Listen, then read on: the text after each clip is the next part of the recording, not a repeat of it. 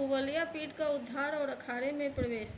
श्री सुखदेव जी कहते हैं, काम क्रोध आदि शत्रुओं को पराजित करने वाले परीक्षित, अब श्री कृष्ण और बलराम भी स्नानादि नित्य कर्म से निवृत्त हो दंगल के अनुरूप नगाड़े की ध्वनि सुनकर रंगभूमि देखने के लिए चल पड़े।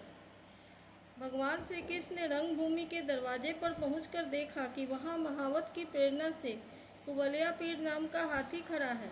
तब भगवान श्री कृष्ण ने अपनी कमर कस ली और घुंघराली अलके समेट ली तथा मेघ के समान गंभीर वाणी से महावत को ललकार कर कहा, महावत, ओ महावत, हम दोनों को रास्ता दे दे, हमारे मार्ग से हट जा। अरे सुनता नहीं, देर मत कर, नहीं तो मैं हाथी के साथ अभी तुझे जमराज के घर पहुंचाता हूँ। भगवान श्री कृष्ण ने महावत को जब इस प्रकार धमकाया तब वह क्रोध से तिलमिला उठा और उसने काल मृत्यु तथा जमराज के समान अत्यंत भयंकर कुवलया पीठ को अंकुश की मार से क्रुद्ध करके श्री कृष्ण की ओर बढ़ाया। कुवलया पीठ ने भगवान की ओर झपट कर उन्हें बड़ी तेजी से सूंड में लपेट लिया, परंतु भगवान सूंड से बाहर सरक आए और उसे एक घूंसा जमाकर उसके पैरों के बीच में जा छिपे। उन्हें अपने सामने न देखकर कुवलया पीठ को बड़ा क्रोध हुआ। उसने सूंघ कर भगवान को अपनी सूंड से टटोल लिया और पकड़ा भी, परंतु उन्होंने बलपूर्वक अपने को उससे छुड़ा लिया। इसके बाद भगवान उस बलवान हाथी की पूंछ पकड़कर खेल खेल में ही उसे 100 हाथ तक पीछे घसीट लाए, जैसे गरुड़ सांप को घसीट लाते हैं। जिस प्रकार घूमते हुए बछड़े के साथ बालक घूमता है अथवा स्वयं भगवान श्री कृष्ण जिस प्रकार बछड़ों से खेलते थे, वैसे ही उसकी पूंछ पकड़कर उसे घुमाने और खेलने लगे। जब वह दाएं से घूमकर उनको पकड़ना चाहता तब वे बाएं आ जाते और जब बाएं की ओर घूमता तब वे दाएं घूम जाते। इसके बाद हाथी के सामने आकर उन्होंने उसे एक घूंसा जमाया और उसे गिराने के लिए इस प्रकार उसके सामने से भागने लगे मानो वह अब छू लेता है, अब छू लेता है। भगवान श्री कृष्ण ने दौड़ते दौड़ते एक बार खेल खेल में ही पृथ्वी पर गिरने का अभिनय किया और झट वहां से उठकर भाग खड़े हुए। उस समय वह हाथी क्रोध से जलभून रहा था। उसने समझा कि वे गिर पड़े और बड़े जोर से अपने दोनों दांत धरती पर मारे। जब कुवलया पीठ का यह आक्रमण व्यर्थ हो गया तब वह और भी चिढ़ गया।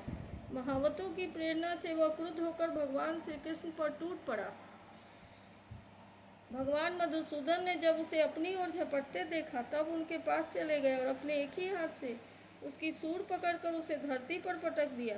उसके गिर जाने से भगवान ने सिंह के समान खेल ही खेल में उसे पैरों से दबाकर उसके दांत उखाड़ दिए और उन्हीं से हाथी और महावतों का काम तमाम कर दिया। परीक्षित, मरे हुए हाथी को छोड़कर भगवान श्री कृष्ण ने हाथ में उसके दांत लिए लिए ही रंगभूमि में प्रवेश किया। उस समय उनकी शोभा देखने ही योग्य थी।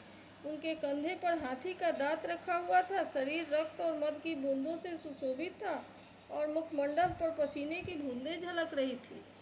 परीक्षित, भगवान श्री कृष्ण और बलराम दोनों के ही हाथों में कुवलया पीठ के बड़े बड़े दांत शस्त्र के रूप में सुशोभित हो रहे थे और कुछ ग्वाल बाल उनके साथ साथ चल रहे थे।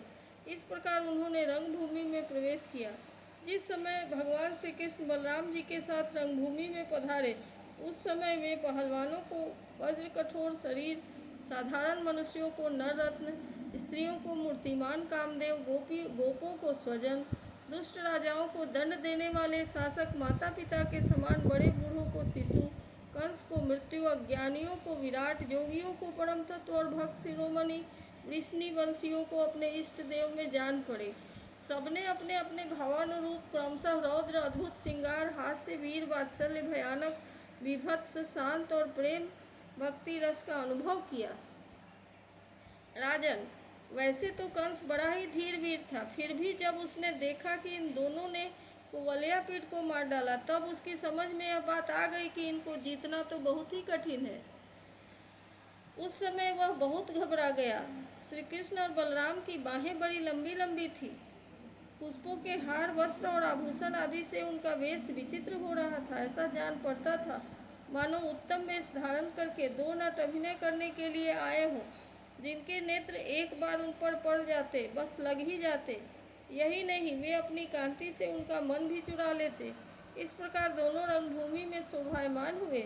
परीक्षित, मंचों पर जितने लोग बैठे थे वे मथुरा के नागरिक और राष्ट्र के जन समुदाय पुरुषोत्तम भगवान श्री कृष्ण और बलराम जी को देखकर इतने प्रसन्न हुए कि उनके नेत्र और मुख कमल खिल उठे, उत्कंठा से भर गए। वे नेत्रों के द्वारा उनकी मुख माधुरी का पान करते करते तृप्ति नहीं होते थे, मानो वे उन्हें नेत्रों से पी रहे हो, जिह्वा से चाट रहे हो, नासिका से सूंघ रहे हो और भुजाओं से पकड़कर हृदय से सटा रहे हो। उनके सौंदर्य गुण माधुर और निर्भयता ने मानो दर्शकों को उनकी लीलाओं का स्मरण करा दिया और वे लोग आपस में उनके संबंधी देखा सुनी बातें कहने सुनने लगे। ये दोनों साक्षात भगवान नारायण के अंश है। इस पृथ्वी पर वसुदेव जी के घर में अवतीर्ण हुए हैं। उंगली से दिखाकर ये सांवले सलोने कुमार देवकी के गर्भ से उत्पन्न हुए थे। जन्मते ही वसुदेव जी ने इन्हें गोकुल पहुंचा दिया। इतने दिनों तक ये वहाँ छिप कर रहे और नंद जी के घर में ही पलकर इतने बड़े हुए हैं। इन्होंने ही पूतना, त्रिनावर्त, शंखचूड़, केसी और धेनुक आदि का तथा और भी दुष्ट दैत्यों का वध तथा जमलाजुर का उद्धार किया है।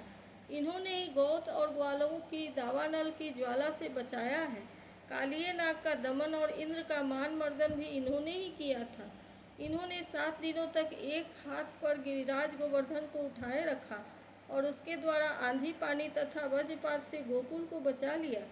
गोपियाँ इनकी मंद मंद मुस्कान, मधुर चितवन और सर्वदा एकरस प्रसन्न रहने वाले मुखारविंद के दर्शन से आनंदित रहती थी और अनायास ही सब प्रकार के तापों से मुक्त हो जाती थी। यह विख्यात वंश इनके द्वारा महान समृद्धि, जस और गौरव प्राप्त करेगा। ये दूसरे नहीं, इन्हीं श्याम सुंदर के बड़े भाई कमल नयन श्री बलराम जी हैं। हमने किसी किसी के मुँह से ऐसा सुना है कि इन्होंने प्रलंबासुर, वत्सासुर और बकासुर आदि को मारा है। जिस समय दर्शकों में यह चर्चा हो रही थी, अखाड़े में तुरही आदि बज रहे थे, उस समय चाणूर ने भगवान श्री कृष्ण और बलराम को संबोधन करके यह बात कही। नंद नंदन श्री कृष्ण और बलराम जी, तुम दोनों वीरों के आदरणीय हैं। हमारे महाराज ने यह सुनकर कि तुम लोग कुश्ती लड़ने में निपुण हो, तुम्हारा कौशल देखने के लिए तुम्हें यहाँ बुलवाया है। देखो भाई, जो प्रजा मन, वचन और कर्म से राजा के प्रिय कार्य करती है उसका भला होता है, और जो राजा की इच्छा के विपरीत काम करती है उसे हानि उठानी पड़ती है। यह सभी जानते हैं कि गाय और बछड़े चराने वाले ग्वालियर प्रतिदिन आनंद से जंगल में कुश्ती लड़ लड़कर खेलते रहते हैं और गायें चराते रहते हैं। इसलिए आओ हम और तुम मिलकर महाराज को प्रसन्न करने के लिए कुश्ती लड़ें। ऐसा करने से हम पर सभी प्राणी प्रसन्न होंगे, क्योंकि राजा सारी प्रजा का प्रतीक है। परीक्षित, भगवान श्री कृष्ण तो चाहते ही थे कि इनसे 2-2 हाथ करें, इसलिए उन्होंने चाणूर की बात सुनकर उसका अनुमोदन किया और देश काल के अनुसार यह बात कही। चाणूर, हम भी इन भोजराज कंस के वनवासी प्रजा हैं। हमें इनको प्रसन्न करने का प्रयत्न अवश्य करना चाहिए, इसी से हमारा कल्याण है। किंतु चाणूर, हम लोग अभी बालक हैं, इसलिए हम अपने समान बल वाले बालकों के साथ ही कुश्ती लड़ने का खेल करेंगे। कुश्ती समान बल वालों के साथ ही होनी चाहिए, जिससे देखने वाले सभासदों को अन्याय के समर्थक होने का पाप न लगे। चाणूर ने कहा, अजी, तुम तो बलराम न बालक हो और न किशोर हो, तुम दोनों बलवानों में श्रेष्ठ हो। तुमने अभी अभी 1000 हाथियों का बल रखने वाले कुवलयापीठ को खेल ही खेल में मार डाला, इसलिए तुम दोनों ही हम जैसे बलवानों के साथ लड़ना चाहिए। इसमें अन्याय की कोई बात नहीं है। इसलिए श्री कृष्ण, तुम मुझ पर अपना जोर आजमाओ और बलराम के साथ मुष्टिक लड़ेगा। इति श्रीमद्भागवत महापुराणे पारमहंस्यां संहितायां दशम स्कंधे पूर्वार्धे कुवलयापीठ वधो नाम 3 चतुर्विंशोऽध्यायः।